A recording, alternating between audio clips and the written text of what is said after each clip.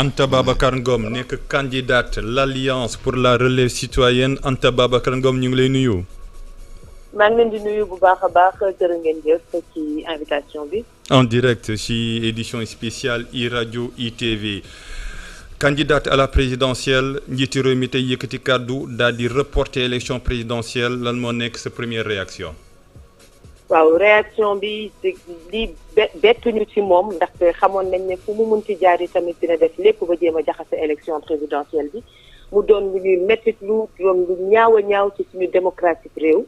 ñu toll ni Sénégal dellu na ginnaaw te ñun ñu nekkoon nag ci dëkk yoo xamante ne Afrique ak monde entier ñu ñuy jël en exemple en termes démocratique mais recul dellu nañu ginnaaw am nañu tiitaange ak njàqare ci suñu avenir réew ak suñu avenir njaboot ci Sénégal jëm daal jaaxal nañu bu dee mën nañoo nekk ci réew boo xamante ne lu waay neex def lu toll ni élection présidentielle nga jéem a xalaat ne di nga ko reporter lal ko nag ci ay excuse ba ci explication yoo xamante ne xel mënu ko nangu ñun nag ñi ngi waxtaan ci ak opposition bi ndaxte duñu ko nangu mënuñu ko bàyyi mu sedd mënuñu ko bàyyi mu jàll ndaxte dafa am engagement bu ñu jël ak les citoyens sénégalais c'est un rendez-vous à ne pas rater élection présidentielle doo xëy di ko reporter donc dinañu waxtaan et on va faire front avec l'opposition pour employer tous les moyens légaux qui sont à notre disposition pour contester la décision.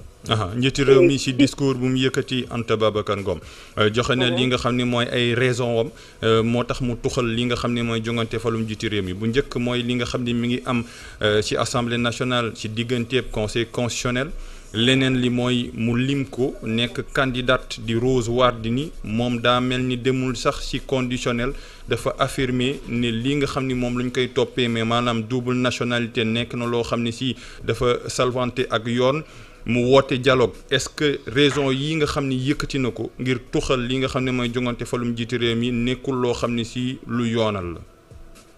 pour man raison yi yëpp taxawut te duñ ko nangu ndaxte donte wax naa ko ci sama sortie bu yàggul bu fekkente ne li ñuy wax ne que xew na ci biir conseil constitutionnel am na loolu jar nañ ko saytu te ñun ñii bëgg nañ ci ami leeral ndaxte mën nañu jàpp ne sax bu dee loolu am na xëy na bi ñu mën a am wóolu bi ñu war a wóolu élection ak résultat élection bi ñu war a am donc loolu bëgg naa ci ñu leeral ko wante mënuñu see taxaw sukkandiku ba ne dañuy reporter la date de l'élection présidentielle pour man ay naaxsaay la ay naaxsaay lu ñu laloon la waajal ko sóor ko préparer ko tey ñu ñëw andi ñu ko xool leen date bi ñu ko jox ñun ñëpp a ngi taxaw préparer wu tey équipe yi dem ci terrain bi di waaj a tàmbali élection dugg campagne tey ci guddi à quelques heures mais c'est même pas respectueux lii ñuy wax depuis une semaine nit ñaa ngi koy laam-laamee jaru ko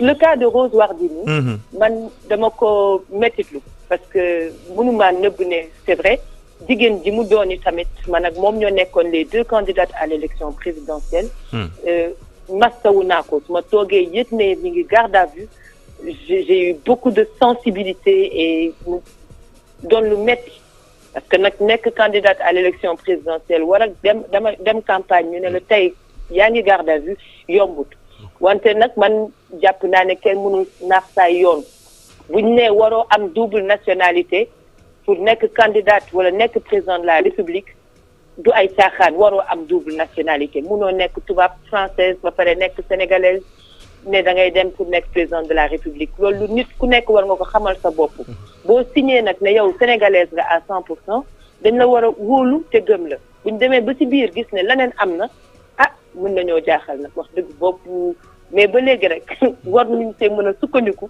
ba ne dañuy pousse le vote l'élection. balaa may jox kàddu gi maam Abdou Guèye Kassé yéen yi ngi doon waajal campagne génnee budget fay li nga xam ne mooy ay impression waajal est-ce que mën nañoo estimer lu naan les pertes économiques d'une telle décision. wax bu dara wax a ngi noonu candidats yi lu ñu dépensé ci pré-campagne ak préparation élection bi kenn mënut a wax nu mu toll man nii ci taxaw. dañ see def les moyens ba mu mat sëkk. ñaata nga def yow. wax dëgg fa yàlla milliards yi moom bëri na mën naa la ko wax. ah bon. ndaxte du ci ay caaxaan lañ ci duggee lii dañ koo jël mu nekk une question sérieuse donc buñ toogee ba tey xaar ba candidats yi dugal seen i moyens def seen i dépenses def ci li mu laaj pour sénégalais yi et de façon sérieuse ñu xaar à quelques heures pour nañu dañ koy pousse loolu xel mënu koo nangu. alors xel mënu koo nangu bokk na ci tax. ñu ne lii mënut a nekk bëgg bëre bañ bëre dañu war a dem élection. da ngeen di laaj dédommagement. yeggaguñu foofu parce que sama première préoccupation suñu démocratie bi ñu bafoué la.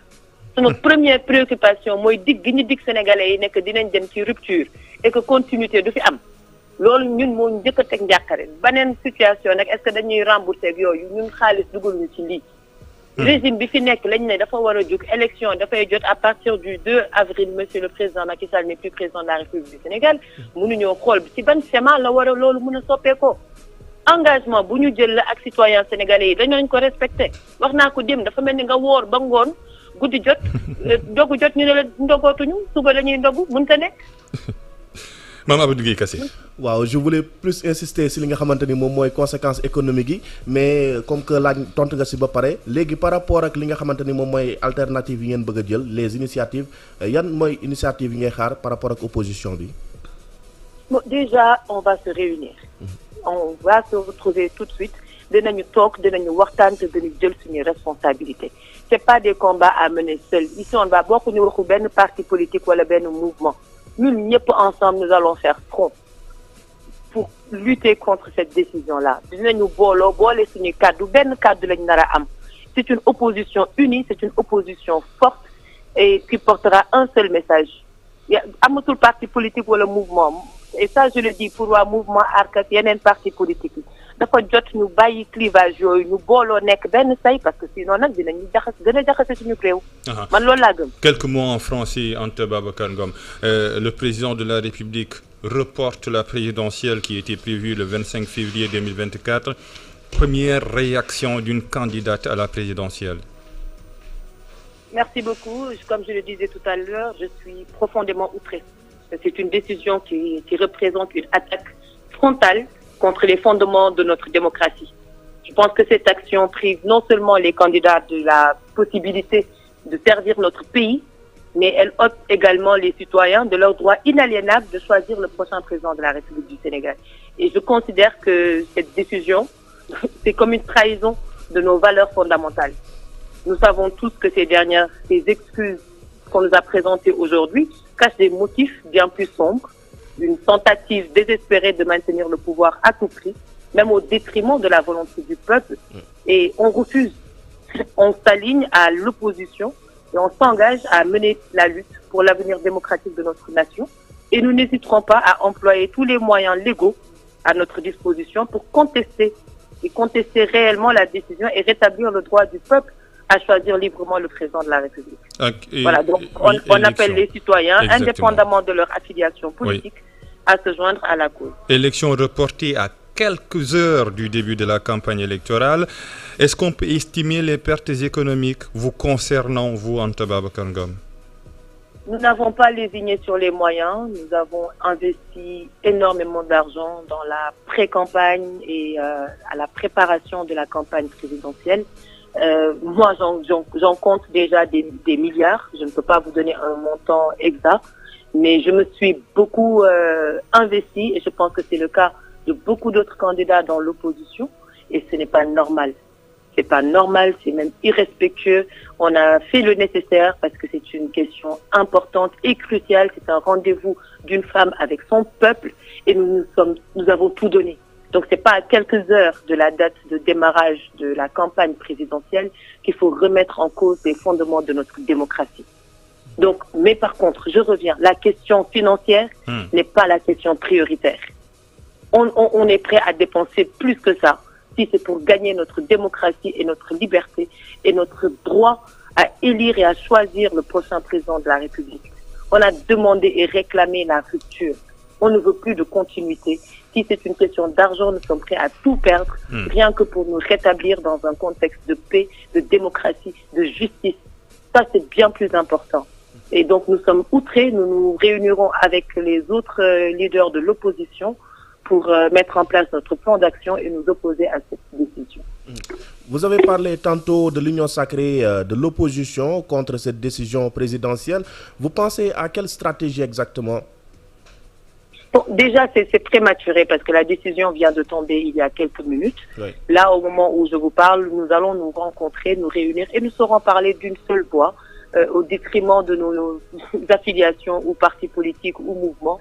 Nous saurons tout mettre de côté et porter le message et le combat en utilisant tous les moyens légaux qui sont à notre disposition. Merci voilà. beaucoup. Donc vous en saurez merci. plus d'ici quelques heures. Exactement. Merci bien, beaucoup merci beaucoup. Anta Babacar Ngom ci réaction bi nga xam ni def vous nga ko remercie. moom mi nga xam ni candidate la si jogante falum jiiti réew mi xamantu sax léegi nan leen di woowee ndaxte li nga xam ni mooy élection bi daan nañ ko reporter information yi mooy noonu mooy report bi waaye xamuñu ban kañ lañ koy organiser parce que président de la république joxegul date dañuy day woote benn dialogue national ngir gën a waxtaan ak ñi nga xam ne ñoo sekk ëttum politique bi wala sax ñu ko raw xam naa ni am nañ ñaari candidats yi nga xam ni réagir nañ le premier di Thierno Alassane Sall bi nga xam ni lu xew ci assemblée nationale ak lu xew ci conseil constitutionnel moom am na lu bëri lu mu ci dox ci recours bi nga xam ni moo ko def ki nga xam ni mooy Karim Wade. Anta Babacar Ngom am na solo parce que su fekkee ni sax ñaaw mi ngi mat sawu ki nga xam ni mooy Rose Wardini mi ngi naan njiitu réew moom pour nga nekk foog nga ànd ak